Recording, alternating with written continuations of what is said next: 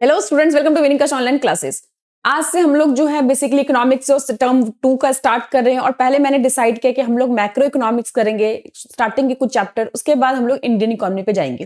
तो जो हम लोग मैक्रो इकोनॉमिक्स का पहले ही चैप्टर है टर्म 2 का, आपको पता होगा macro circular flow of income. तो यहाँ पर सर्कुलर फ्लो ऑफ इनकम जो है बहुत ही ज्यादा इंपॉर्टेंट है, क्योंकि यहाँ पे क्या जितने भी नेशनल इनकम के चैप्टर्स है वो एक दूसरे पे डिपेंडेंट है। तो आप लोग जब भी वीडियो देखिएगा सीक्वेंस में देखिएगा, ताकि एक के बाद एक कंसेप्ट जो है आपको समझ में आएगा। तो पहला ही हमारा टॉपिक है सर्कुलर फ्लो ऑफ इनकम। देखिए सर्कुलर का मतलब क्या होता है कि कोई भी चीज सर्कल में है, यानी कि जहां से निकले वहीं से वो वापस घूम के वहीं पे आ गया, दैट इज सर्कुलर। तो यहाँ पे सर्कुलर फ्लो ऑफ इनकम की जो बात हो रही है, कह रहा है इसमें अंदर देखते कि कह रहा है firm produce goods and service with the collection of effort of factor of production. कोई भी जो फर्म्स है गुड्स या सर्विसेज बनाती है तो वो खुद अकेले नहीं बना सकती, उसमें बहुत सारे फैक्टर्स की जरूरत होती है, जो कि किसके द्वारा सप्लाई किया जाता है, house hold sector. House hold यानी कि गृहस्थ जिसको हिंदी में हम कहते हैं, वो उनकी एफर्ट्स से, उनकी मदद से उसको क्या करते हैं, वो बनाते हैं। तो कह रहा है firm makes payment to the factor production. अब हाउस होल्ड ने अपनी सर्विस दी है, अपने एफर्ट्स दिए है, तो बदले में फर्म क्या करेंगे, उनको पेमेंट्स देंगे। पेमेंट्स जो है वो आपको पता है किसी भी चीज को बनाने में 4 चीजों की जरूरत होती है, लैंड, लेबर, कैपिटल और एंटरप्रेन्योर को। तो यहाँ पे लैंड को क्या मिलता है, हमको पता है कि रेंट मिलता है, लेबर को क्या मिलता है, वेजेस मिलता है, कैपिटल क्या मिलता है, इंटरेस्ट रिटर्न मिलता है, और जो बिजनेसमैन है जिसने इतना रिस्क लिया, सबको कंबाइन किया, उसको बदले में क्या मिलता है, प्रॉफिट मिलता है। इसी को हम क्या बोलते हैं, फैक्टर इनकम।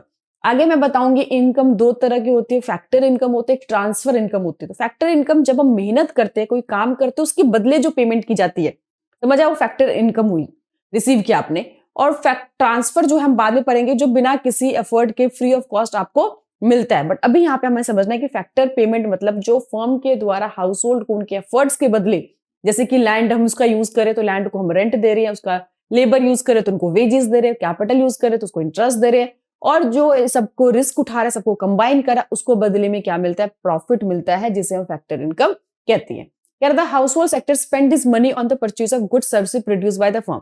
अब पहले हाउस होल्ड ने क्या दिया, अपने एफर्ट दिया, बदले में उसको पैसा मिला। उसी पैसे को फर्म ने जो सामान बनाए थे, जो सर्विसेज मैन्युफैक्चर किए थे, वो चीज जो है हाउस होल्ड खरीदता है, बदले में पैसा फिर फर्म को ही मिल जाता है, यानी कि फर्म ने पैसा दिया और फिर फर्म के पास ही घूमकर पैसा आ गया, that is circular flow of income. यानी कि कोई इसमें बैंक नहीं है, कोई गवर्नमेंट इंटरवेंशन नहीं है, कोई हमारा जो है इंपोर्ट एक्सपोर्ट नहीं हो रहा, सिर्फ 2 सेक्टर मॉडल को यहाँ पे हम डिस्कस कर रहे हैं। तो यहाँ पे बेसिकली जो आपके यहाँ पे 2 सेक्टर मॉडल को हम डिस्कस करेंगे, वैसे 3 भी है, 4 भी है, नेक्स्ट क्लास में डिस्कस करेंगे। 2 सेक्टर मॉडल में हम मान लेते हैं केवल 2 ही सेक्टर है, हाउस होल्ड है, फर्म है, और जितने भी ट्रांजेक्शन हो रहे हैं वो उन्हीं दोनों के बीच में हो रही है। तो अब यहाँ पे कह रहा है कि मीनिंग ऑफ सर्कुलर फ्लो, कह रहा है it refer a cycle of generation of income in the production process. कि जो भी एक साइकिल है, जो प्रोडक्शन प्रोसेस होता है, कह रहा है कि it distribute among the factor of production and finally circulation from house hold to firm in the form of consumption expenditure goods and services produce by them. कि पहले क्या हुआ कि हाउस होल्ड अपनी सर्विस दी, बदले में पैसा लिया, उसी पैसे को फिर फर्म को दे दिया सामान खरीदने के लिए। तो that is a circular flow of income, जहां से जनरेट हुआ, वापस घूमकर वहीं पे पैसा आ गया। तो अब यहाँ पे कह रहा है कि फेजेस क्या है सर्कुलर फ्लो ऑफ इनकम की। तो यहाँ पे जो है फ्लो की स्पेलिंग में मिस्टेक है, आप लोग इस पे ध्यान मत दीजिएगा, FLOW होता है फ्लो ऑफ इनकम। तो यहाँ पे कह रहा है 3 फेजेस है, जनरेशन की जहां पे जनरेट होता है, फिर डिस्ट्रीब्यूशन जहां पे बंटवारा होता है, और डिस्पोजिशन भैया वापस वहां पे आता है। तो कह रहा है जनरेशन फेज के अंदर in this way form produce goods and service with the help of factor service. मैंने भी बताया आपको कि जो फॉर्म गुड्स एंड सर्विसेज बनाता है वो किसकी मदद से बनाता है, जो फैक्टर सर्विसेज जो किसके द्वारा, हाउस होल्ड के द्वारा दिए जाते हैं। तो यहाँ पे जनरेट हो रहा है, ठीक है, यहाँ पे कोई भी चीज बन रही है। डिस्ट्रीब्यूशन कह रहा है इस फेज के अंदर जो होता है इनकम, जो फैक्टर इनकम है, जो मैंने रेंट, इंटरेस्ट, प्रॉफिट, वेजेस के रूप में होता है, वो फॉर्म क्या करती है, हाउस होल्ड को बांटती है। और इसके फेज के अंदर लास्ट में कि income received by factor production spend the goods services produced by the firm. कि भैया जहां से पैसा आया निकला वहीं पर घूमकर फिर से वापस आ गया, जो मैंने आपको ऊपर बताया वही डिस्पोजिशन फेज है। तो 3 फेजेस आपको ध्यान रखने। अब यहाँ पे सबसे इंपॉर्टेंट जो है क्वेश्चन आप लोग मार्क कर लो, कि एग्जाम में जो है क्वेश्चन आप लोगों से पूछे जाते हैं बहुत बार कि स्टॉक एंड फ्लो में जो डिफरेंस है, ठीक है, स्टॉक और फ्लो में जो डिफरेंस है, इसको आप लोग अच्छे से मार्क कर लो कि ये आपके एग्जाम में बहुत बार आने के चांसेस है कि स्टॉक क्या होता है, फ्लो भी क्या होता है। जिनके पास बुक है अपनी बुक में मार्क कर ले साथ में। तो यहाँ पे स्टॉक और फ्लो जो है हमने टर्म 1 में भी देखा था, जब हम लोग मनी कर रहे थे। तो कह रहे हैं कि stock variable refer to that variable which is measure at a particular point of time. यहाँ पे आपको ध्यान रखना है कि डिफरेंस क्या है यहाँ पे कि पॉइंट ऑफ टाइम, और इसमें क्या है over a period of time. देखिए जब हम पॉइंट ऑफ टाइम की बात करते हैं तो उसमें कोई टाइम डायमेंशन नहीं होता, उसी टाइम की बात हो रही है। फॉर एग्जाम्पल जैसे कि अपनी फोटोग्राफी है, देखो फोटोग्राफी में दो तरह की फोटोग्राफ होती है। एक होता है स्टिल फोटोग्राफी जिसमें पर्टिकुलर मोमेंट को हम कैप्चर करते हैं, वो आपकी एक मेमोरीज बन जाती है। एक होती है वीडियोग्राफी जो कि चलता रहता है पूरे 2 घंटे 3 घंटे, तो एक उसमें टाइम डायमेंशन है कि 2 घंटे 4 घंटे। तो ये जो है आपका समझ लीजिए कि स्टिल फोटोग्राफी है, और ये आपका क्या हो जाएगा वीडियोग्राफी जिसमें टाइम डायमेंशन। तो यहाँ पे कह रहे does not have time dimension, इसमें टाइम नहीं होता क्योंकि at a point of time की बात हो रही है। इसमें क्या होता है टाइम डायमेंशन होता है, लेकिन over a period of time इसको मेजरमेंट करते हैं। कह रहे स्टैटिक मतलब कि ये स्थिर होता है क्योंकि अपने जो भी चीज हम बात कर रहे होते हैं उसमें चेंजेस नहीं होगा। जैसे एग्जांपल देखिए कि नेशनल वेल्थ जो एसेट्स होती है वो क्या है कांस्टेंट है, ठीक है, लेकिन जो इनकम है वो क्या है आपकी चेंज होती है ओवर द पीरियड। तो वेल्थ अगर बात हो गई संपत्ति की बात होगी तो वो आपकी स्टॉक है, लेकिन आपकी इनकम की बात होगी तो वो क्या है आपका फ्लो है। अगर हम पूछेंगे पॉपुलेशन इंडिया एज ऑन 31 मार्च 2021 की पॉपुलेशन क्या है, स्पेसिफिक है कि 31 मार्च 2021 की पॉपुलेशन बतानी है, तो ये क्या है आपका स्टॉक है। लेकिन हम बोलते हैं भैया कि 2019 में कितने लोग पैदा हुए, तो ये क्या है आपका फ्लो है, ठीक है। क्वांटिटी कितना आपने वीट स्टोर करके रखा हुआ है वो स्थिर है, तो वो क्या है आपका स्टॉक है। तो ये चीज आपको प्रोडक्शन जो है क्या है बेसिकली आपका फ्लो है। तो ये आपको ध्यान रखना है कि जो स्टॉक और वेरिएबल में इसमें क्या होता है पर्टिकुलर पॉइंट ऑफ टाइम होता है, इसमें पर्टिकुलर पीरियड ऑफ टाइम होता है, इसमें कोई टाइम डायमेंशन नहीं होता है, इसमें टाइम डायमेंशन होता है। ये स्टैटिक है यानी कि स्थिर रहता है, ये डायनेमिक बदलता रहता है। फिर आप एग्जाम्पल से याद कर सकते हो। तो ये स्टॉक और फ्लो का जो डिफरेंस है बहुत इंपॉर्टेंट है और इसको आपको अच्छे से लर्न करना है। अभी के लिए बता रही हूँ फिलहाल इंपॉर्टेंट क्वेश्चन जो अभी के अभी आप लोग इसको लर्न कर लीजिए। चलिए अब हम पढ़े टाइप ऑफ सर्कुलर फ्लो। तो टाइप ऑफ सर्कुलर फ्लो को दो भागों में बांटा रखा है, रियल फ्लो और मनी फ्लो। कई बार ये भी डिफरेंस से पूछ लेते हैं, तो इसलिए इसको भी आपको अच्छे से साथ में लेकर चलना है। तो यहाँ पे कह रहे हैं कि रियल फ्लो का मतलब क्या है, कह रहे हैं flow of factor services from house hold to the firm, यानी कि हाउस होल्ड से जो फर्म के पास जाती है। ध्यान से समझना है कि कह रहे हैं ना refer to the flow of factor services. यहाँ पे फैक्टर सर्विसेज की बात हो रही है, पैसों की बात नहीं हो रही। Factor from the house hold से जो फर्म के पास जाती है and corresponding flow of goods and services from the firm. इसमें क्या देखो यहाँ पे कि फिजिकल फ्लो है, फिजिकली यानी कि हम मेहनत कर रहे हैं, गुड सर्विसेज हो रही है, तो इसमें जो है मनी नहीं आता। मनी जो है आगे बात करें, कह रहे it is a physical flow, कह रहे it is only exchange goods and service between the two sector without involvement of any money. इसमें जो दो सेक्टर के आपस में जो एक्सचेंजेस हो रहे हैं वो क्या हो रहे हैं, गुड्स एंड सर्विसेज हो रहे हैं दोनों सेक्टर के बीच में। इसमें मनी पैसों का कोई लेन देन नहीं है। फिर से एक बार देख लेते हैं कि कह रहे रियल फ्लो के अंदर क्या होता है कि जो फैक्टर सर्विसेज जो हाउस होल्ड से फर्म को मिलती है और flow of goods and services जो फर्म से हाउस होल्ड को जाता है, ये आपका क्या हो गया रियल फ्लो। कह रहे it is known as a physical flow. एक नंबर में पूछ भी सकते हो तो आपको रियल फ्लो है वही आपका क्या है फिजिकल फ्लो है।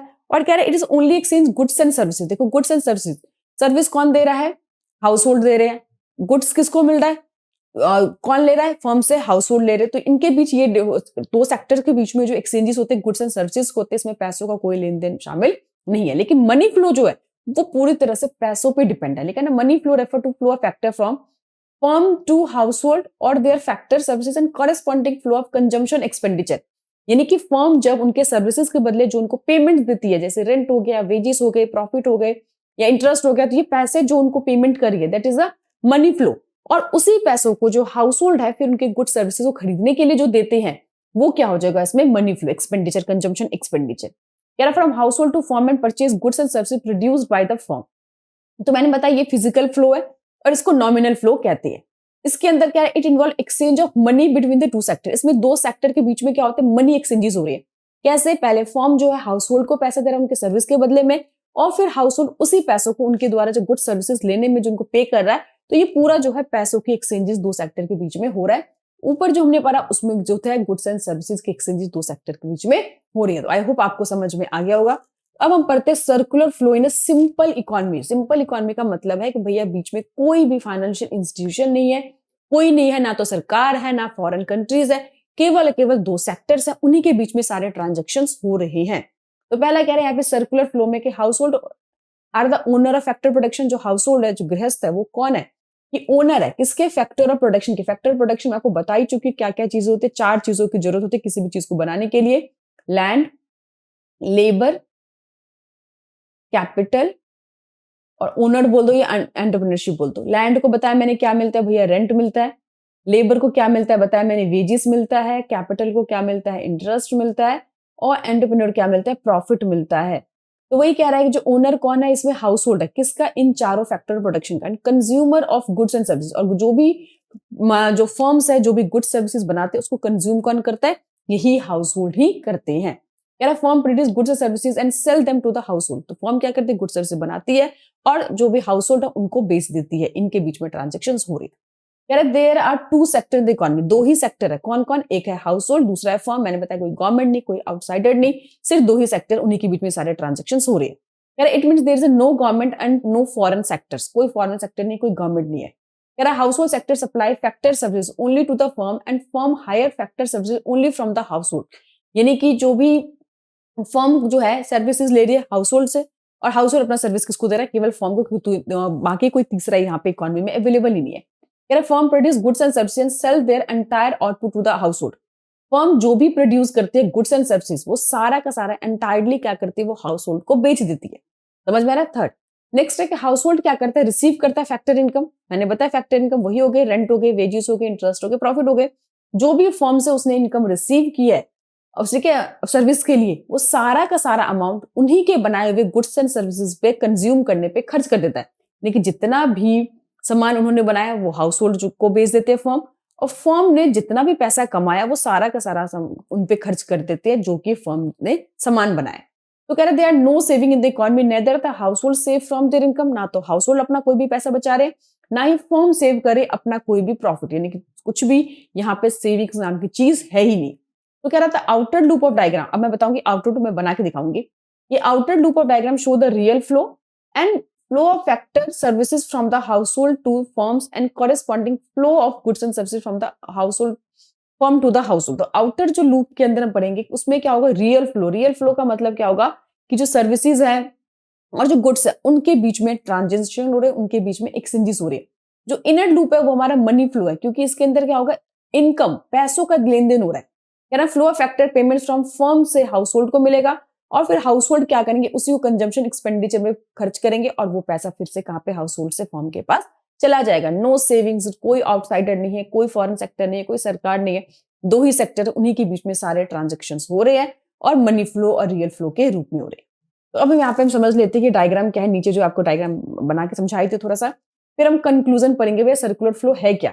अब यहाँ पे देखिए आप दो ही मान लीजिए, यहाँ पे मैंने क्या बनाया? एक हमने बनाया यहाँ पे हाउस होल्ड बनाया, ठीक है। ये मान लेते हैं कि हाउस होल्ड है और यहाँ पे कौन है? फर्म है, ठीक है। सारे ट्रांजेक्शन उन्हीं के बीच में हो रहा है। अब हाउस होल्ड ने फर्म को क्या दिया भैया? अपने फैक्टर सर्विसेज दिए। क्या दिए?